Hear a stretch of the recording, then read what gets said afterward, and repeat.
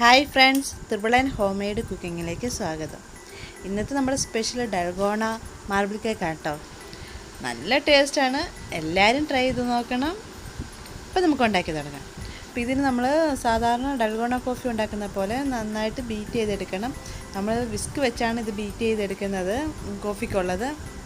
അപ്പോൾ ഇതിന് എന്തൊക്കെ വേണം നമുക്ക് നോക്കാം. ഇതിനു വേണ്ടി നമ്മൾ എടുക്കുന്നത് 50 ഗ്രാം ബട്ടർ, ഒരു പിഞ്ച് ഉപ്പ്, പിന്നെ നെസ്കോഫിയുടെ പൗഡറാണ്. അതിന് ചൂടുവെള്ളം, 4 ടേബിൾ സ്പൂൺ പഞ്ചസാര, 3/4 കപ്പ് പാല്, 1 കപ്പ് മൈദ, പിന്നെ വാനില എസൻസ്, 1/2 കപ്പ് പഞ്ചസാര, 2 മുട്ട, 2 ടേബിൾ സ്പൂൺ ബേക്കിംഗ് പൗഡർ. അപ്പോൾ ഇതിന് നമ്മൾ നെസ്കോഫി നന്നായിട്ട് നമ്മൾ ബീറ്റർ കൊണ്ടല്ല അടിച്ചെടുക്കുന്നത്, നമ്മൾ മിക്സിയുടെ ജാറിനകത്താണ്.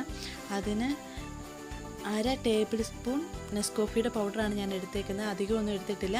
അധികം എടുത്ത് ഈ കോഫിയുടെ ടേസ്റ്റ് ഫ്രണ്ടിൽ നിൽക്കും. അതുകൊണ്ട് കുറച്ച് പൗഡറേ നമ്മൾ എടുക്കാവുള്ളൂ, എന്നാലേ നമ്മുടെ കേക്കിന് കറക്റ്റ് ടേസ്റ്റ് കിട്ടുന്നത്. അപ്പോൾ ഞാൻ ഇതിന് നന്നായിട്ട് പഞ്ചസാര ഇടുന്നുണ്ട്. ഒരു 4 ടേബിൾ സ്പൂൺ പഞ്ചസാരയോളം ഇട്ടിട്ടുണ്ട്. ഒരു ടേബിൾ സ്പൂണിൻ്റെ പകുതിയെ ഞാൻ പൗഡർ എടുത്തിട്ടുള്ളൂ.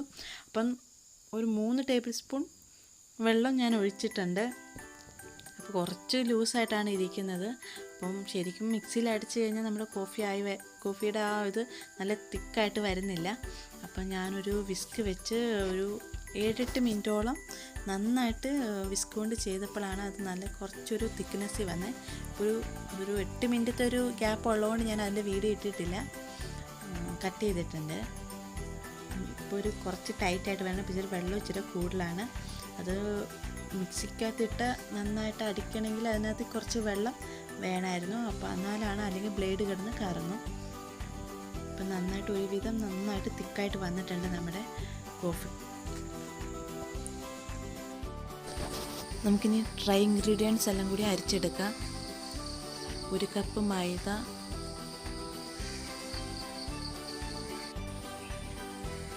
2 teaspoon baking powder, 1/2 teaspoon baking soda. Baking soda എപ്പോഴും നമ്മൾ കുറച്ചേ എടുക്കാവുള്ളൂ, ഒത്തിരി ഒന്നും എടുക്കരുത്. ബേക്കിംഗ് സോഡ കൂടിപ്പോയി കഴിഞ്ഞാൽ നമ്മുടെ കേക്കിൻ്റെ ടേസ്റ്റ് എല്ലാം മാറും. പിന്നെ ഒരു പിഞ്ച് ഉപ്പ്. നന്നായിട്ട് ഇനി അരിച്ചെടുക്കണം. 3 തവണ നമ്മളിത് അരിച്ചെടുക്കണം.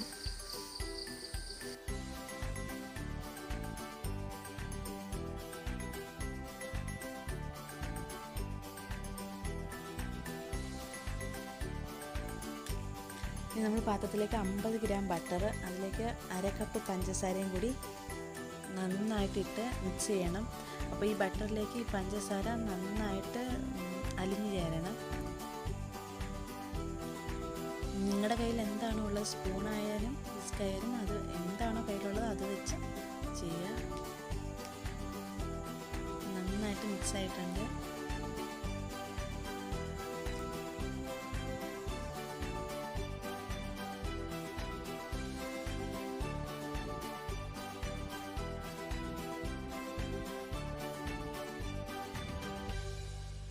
അപ്പോൾ നമ്മളിനി എടുത്തു വെച്ചിരിക്കുന്ന 2 മുട്ട ഇതിലേക്ക് ചേർത്ത് കൊടുക്കണം. അപ്പോൾ ഓരോ മുട്ട വീതം വേണം നമ്മൾ ചേർത്ത് കൊടുക്കാൻ. അപ്പം നന്നായിട്ട് നമ്മൾ കൈകൊണ്ടാണ് നന്നായിട്ട് ഇളക്കുന്നത്. അപ്പം നന്നായിട്ട് ഇതിലേക്ക് യോജിക്കണം.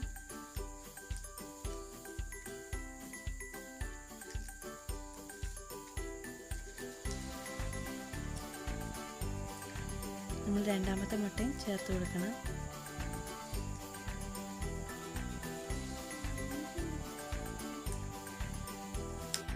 ഇനി ഇതിലേക്ക് 1 ടീസ്പൂൺ വാനില എസൻസും കൂടി നമ്മൾ ചേർത്ത് കൊടുക്കണം.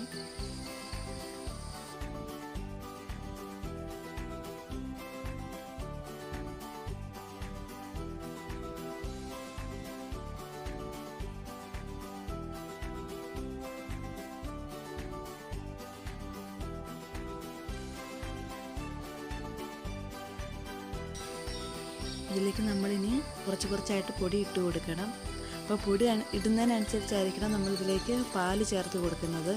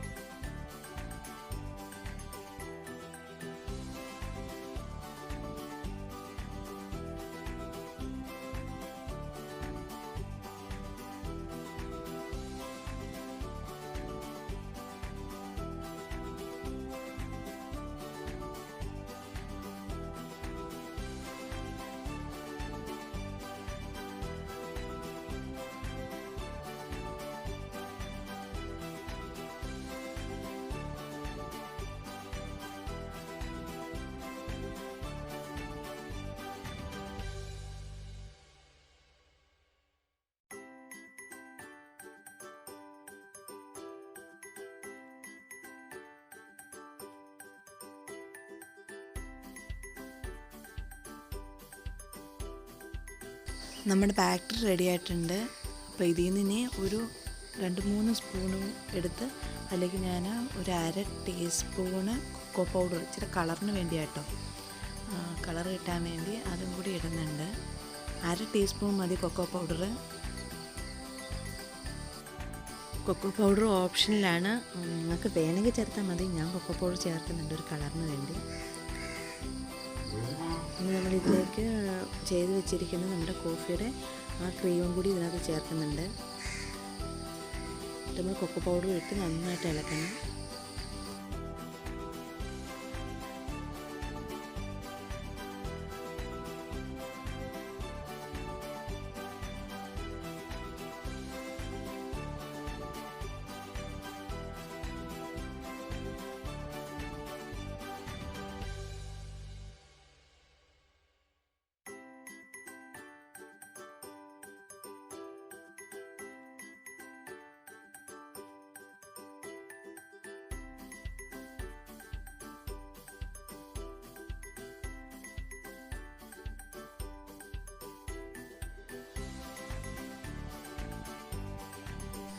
നമ്മൾ ഏത് പാത്രമാണോ എടുക്കുന്നത് ആ പാത്രം നന്നായിട്ട് സൈഡെല്ലാം ബട്ടറെല്ലാം തേക്കണം.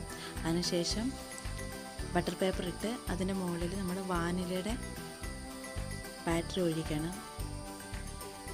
രണ്ടാമത്തെ തട്ടിൽ നമ്മൾ എടുത്ത് വെച്ചാൽ കോഫിയുടെയും ഒഴിച്ച് അങ്ങനെ ഓരോ തട്ടായിട്ട് നമ്മൾ ഓരോന്ന് ഒഴിക്കണം.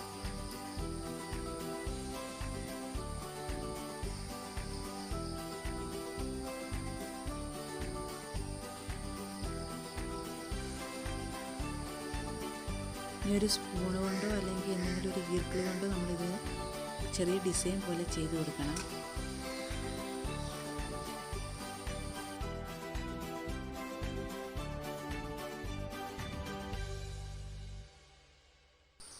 ഞാനിത് വെക്കുന്നത് ഉരുളിക്കകത്താണ്. അപ്പോൾ ഉരുളി ഞാൻ നന്നായിട്ട് പ്രീഹീറ്റ് ചെയ്തിട്ടുണ്ട് ഒരു 10 മിനിറ്റ്. എന്നിട്ട് അതിൻ്റെ മുകളിൽ ഉപ്പെല്ലാം ഇട്ട് നല്ല ചൂട് കയറിയിട്ടുണ്ട്. അപ്പോൾ നമ്മൾ അതിലേക്ക് ഇത് ഇറക്കി വെക്കാം. 1/2 മണിക്കൂറാണ് ഇതാവാൻ എനിക്ക് എടുത്തേക്കുന്ന ടൈം. അപ്പോൾ ഇതിൻ്റെ മേളിൽ ഒരു അടുപ്പ് വെച്ച് മൂടിയിട്ട് നമ്മൾ ഇടിക്കല്ല് എടുത്താൽ ഒരു വെയിറ്റിന് വേണ്ടി അടുപ്പ് നന്നായിട്ട് ഫിറ്റായിട്ട് ഇരിക്കാൻ വേണ്ടി വെക്കും.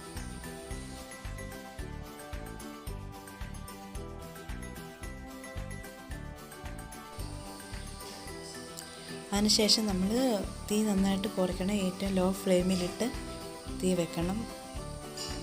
ഒരു 25 മിനിറ്റ് ആകുമ്പോൾ നമ്മളിത് തുറന്ന് നോക്കണം ആയിട്ടുണ്ടോ എന്ന്. അപ്പോൾ നമ്മുടെ കേക്ക് റെഡി ആയിട്ടുണ്ട്. അപ്പോൾ നമ്മൾ സൈഡെല്ലാം നന്നായിട്ട് ഇളക്കി കൊടുക്കണം. ചൂടോടെ തന്നെ നമ്മളിത് വേറൊരു പാത്രത്തിലേക്ക് മാറ്റണം. എന്നാലും ഇതിൻ്റെ അടിയിൽ ബട്ടർ പേപ്പർ ഇളകി വരത്തുള്ളൂ.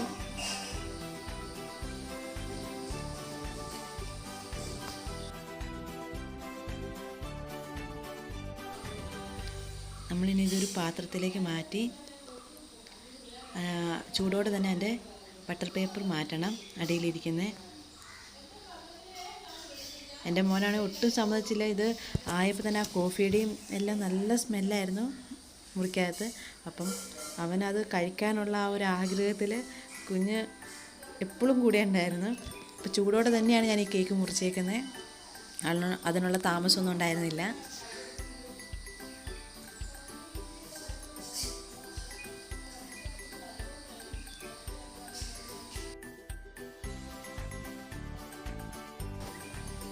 നല്ല ടേസ്റ്റാണ്. മോൻ്റെ കൈ കേട്ടോ, നല്ല ടേസ്റ്റാണ്. അപ്പോൾ എല്ലാവരും ട്രൈ ചെയ്ത് നോക്കണം. എനിക്ക് അത്രയ്ക്ക് ഇഷ്ടപ്പെട്ടൊരു കേക്കാണ്. നല്ല ഫ്ലേവറുമാണ്. നല്ല സോഫ്റ്റ് എന്ന് പറഞ്ഞാൽ പഞ്ഞ് പോലെ ഇരിക്കുവാണ്. നല്ല ചൂടും ഉണ്ട് കേട്ടോ.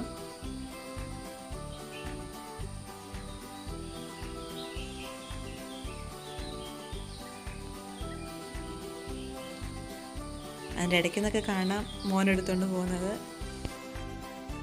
ഈ ചാനൽ എല്ലാവരും സബ്സ്ക്രൈബ് ചെയ്യണം, ലൈക്ക് ചെയ്യണം, ഷെയർ ചെയ്യണം. Thank you.